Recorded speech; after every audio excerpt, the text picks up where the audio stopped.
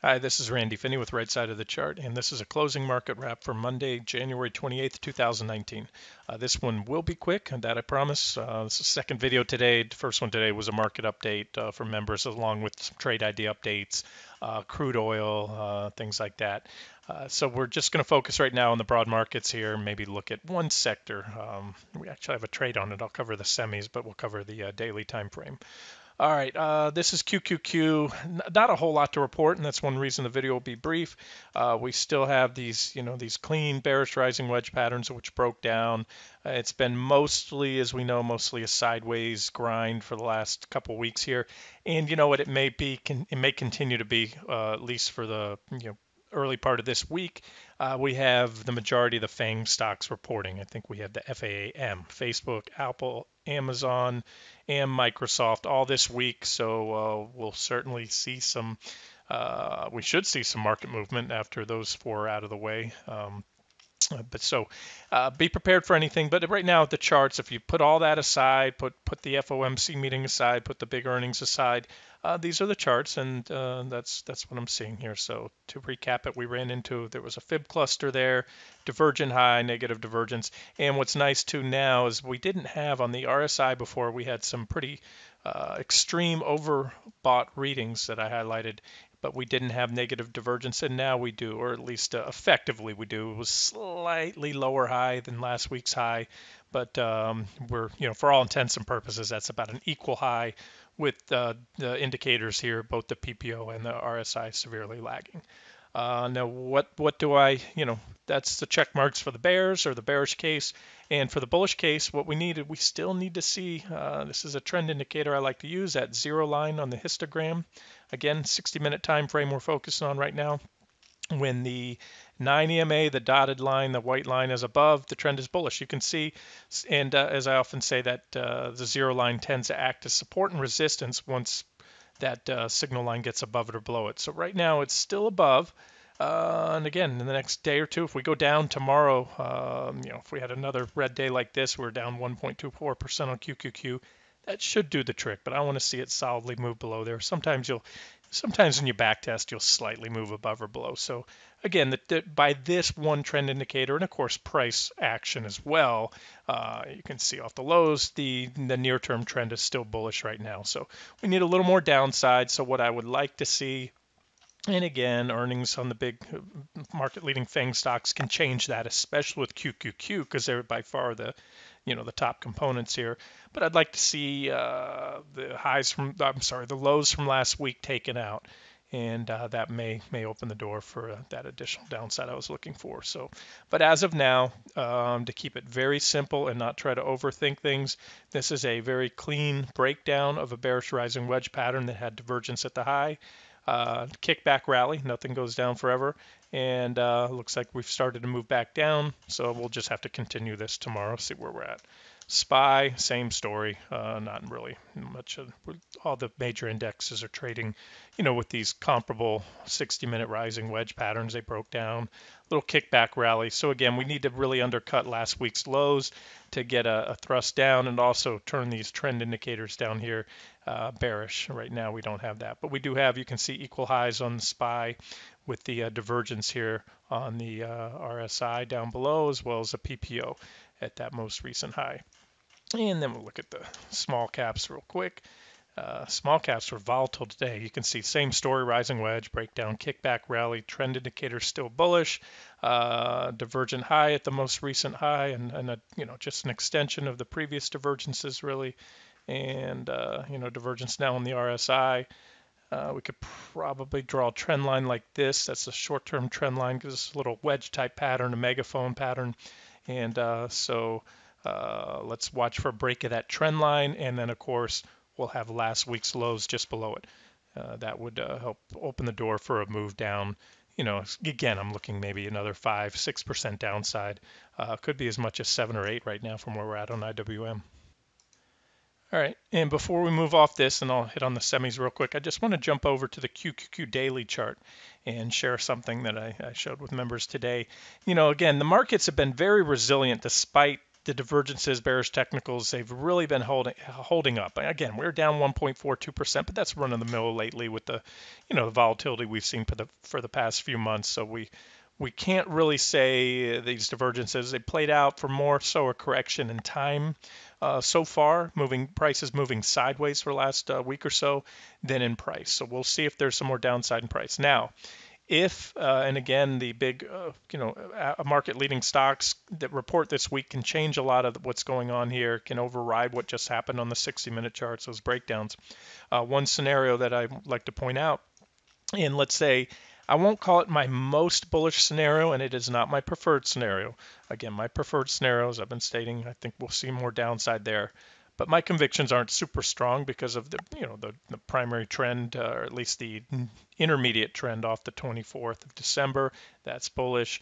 Price action's been strong. So again, that's what my expectation is, but I don't think it's an all-in short time. I don't think it's an all-in long time.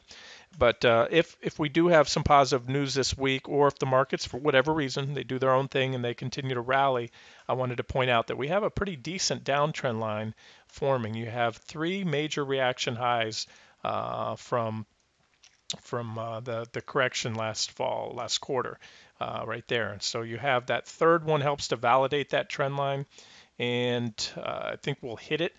It's just a matter of, are we going to get that correction first that I'm looking for with another thrust up to hit it again at lower levels? Or if we have some strength this week, and I'll tell you that would be if you're not short, or if you are short and you want to short more, or want to decide if you're trying to swing down, 6-7%, and you want to give your shorts a little more room, I'd look for a daily close above that trend line. Why do I like it? Well, two things. It comes in, number one, right at that 200-day EMA.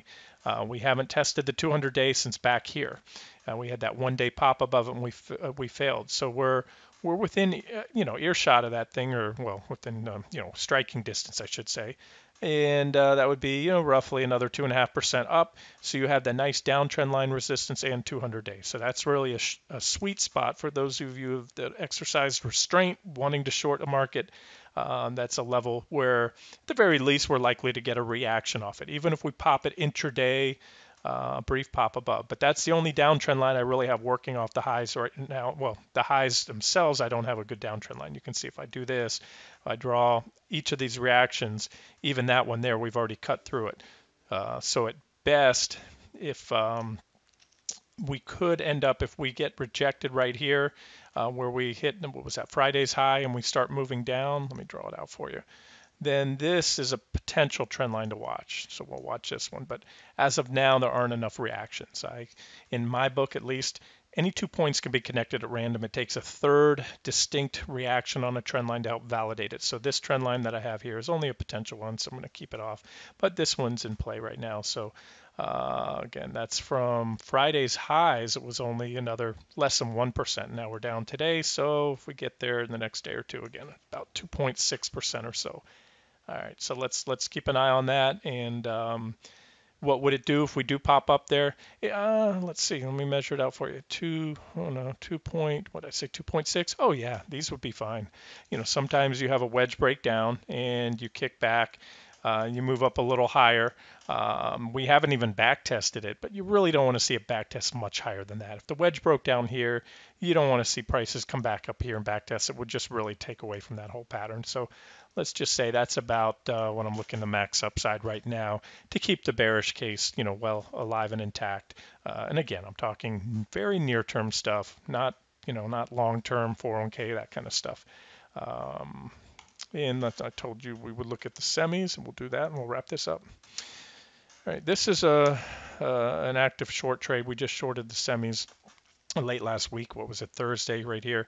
Price targets and all that, that's reserved for members, but I wanted to show something because the semis are a very important sector. Now back here I'd highlighted, did a video, an extensive video saying that the semis were poised for substantial correction or bear market, and that was around here, and they did, and they fell quite a bit. And I pointed out too that the semis tend to lead the tech sector, and tech is the majority of the market, whether you're talking the NASDAQ 100, about 60%, even the S&P 500, by far the largest sector, and semis lead the tech sector. When tech sector starts to slow, you'll first see it here, and they did top. You can see technically the SOXX topped back here all the way in March, had about a roughly equal high. So, again, for all intents and purposes, you could call it a double top. Say we top back, but that's still early June right there. And then they fell, about 26 or so percent. Now, so where we're at, and again, this was part of the basis for that short trade is we have the 200-day and it continues. You can't see it to the left of here, but it does go back. It's acted as really nice support on the semis till they gave up the ghost right here. They broke trend line supporting on the 200-day. They came in, almost hit it there. And then yesterday we had this, or I should say Friday, a false breakout, a bear trap. And that's what I was expecting and hoping to see, and that's what's happened. So I have this 170.80 level. To me, that's a pretty important resistance level. It was support. It's a very important level. It was support back here for months, held. We had another test successful there, and we gave it up. We chopped through it a few times. I'll give it that. Oh, I'm sorry. That's the next level I'm watching, 164.56. I should say back here I had reactions here, and most importantly, a lot of recent reactions here, and then that pop right there. We had that 1-day candle. It popped up there above the former support, which was then resistance. Popped above it, but guess what? Couldn't hold. And you can see what happened, a big red candle the next day. That is a failed breakout, aka bull trap. And what happened Friday? We broke above there, plus the 200-day, which I just showed you was a key moving average, acted as support, support, support, support. That got taken out on Friday. Resistance got taken out, but then look, big smackdown today, thanks to NVIDIA. So that is good if you are short. We're short the semis right now, and I want to see it give up this level. So we'll see. One day doesn't make a trend, but so far so good. Off to a good start there. And I'm doing that for several reasons because, again, let's see the health of the market. I can tell you this. If the semis are going to take another leg down soon, and I was bullish back here, like we had the divergent low. I mentioned a lot of sectors looked great back then. So this was a clear setup. But the question is, did we rally enough to have these divergences play out? From the lows back in, late December, SOXX rallied up 20%. So certainly, in my opinion, that's enough to satisfy that, especially if this is a bear market rally. That's the $1 million question, and only time will tell. If it's not a bear market rally, if this is a bull market going to new highs and beyond in 2019, then this was a gift right here, a gift that you rarely see. If you get that divergent low on both the RSI and the PPO on the daily time frame like this, you go along a bunch of semis, you tuck them away, throw away the key for 6 months or more. But again, you have to, if that's your mindset, that this market is going a lot higher. However, if you think it's a bear market rally, then yes, a 20% rally off a divergent low on the daily is certainly enough to satisfy that divergence, and have it run its course in the next leg down, kick in soon. So here's another potential trend line to watch. I don't want to get too crazy with this. Not super well defined. But let's just keep an eye where the semis go the next few days. If they happen to take out that high Friday, then I'm wrong. It wasn't a bull trap. It didn't really mean much. But again, I like where we're at. So we'll leave it there. Those are the things to watch. Again, a lot of market moving stuff this week. So if nothing else, expect some volatility. And, when in doubt, I get a lot of questions put to me, what should I do with the Fed? What should I do with earnings? Again, if you're, risk averse trader or you're trading short term, that stuff's all crapshoot. If you're swing trading, and I think the charts right now say that the risk reward is skewed to the downside, at least in the near term, possibly the intermediate and longer term as well. As I said, the upside is pretty limited. There's a lot of overhead resistance right now. So I personally feel comfortable with swing shorts. And like I said, I've moved almost all my money out of my 401k. Those type of plans, of retirement plans you can't trade actively in, scaled out. And I'm in cash and treasuries, and I'm comfortable with that for the time being. And, we'll go up a little higher. Sure, maybe some of my shorter term trades will get stopped out. But that's where I see the risk reward right now for the near term to the downside. We will wrap it up here, and we'll continue this tomorrow.